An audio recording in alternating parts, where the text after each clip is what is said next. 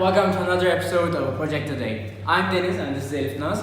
Today we're going to talk about Maker Faire.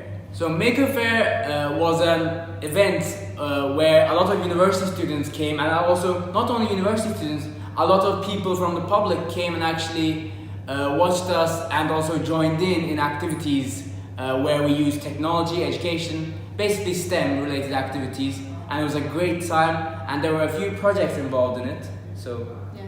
As Integra, we were also there with our projects and special products we just produced for Maker Faire.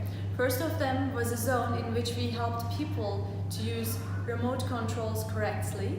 After this process, we helped them use real drones in our drone field. People had a lot of fun there.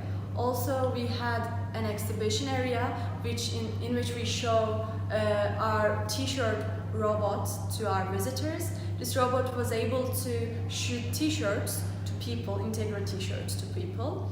And let's move on to some other products that I mentioned before. First of them was an RC car. It was a skateboard, an electric skateboard, which had the engine of an RC toy car. People had a lot of fun using it, and it helped people understand how this kind of machines work. And another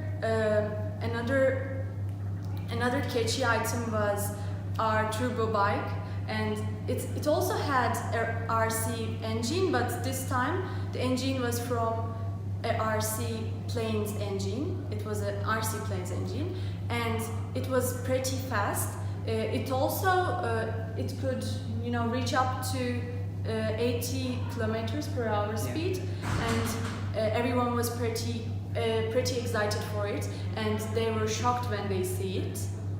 So this fair received nationwide attention. So actually the Doğan news agency, one of the biggest news companies in Turkey, actually came and asked us questions and actually interviewed us. That was a great experience for us. So that kind of sums up Maker Faire.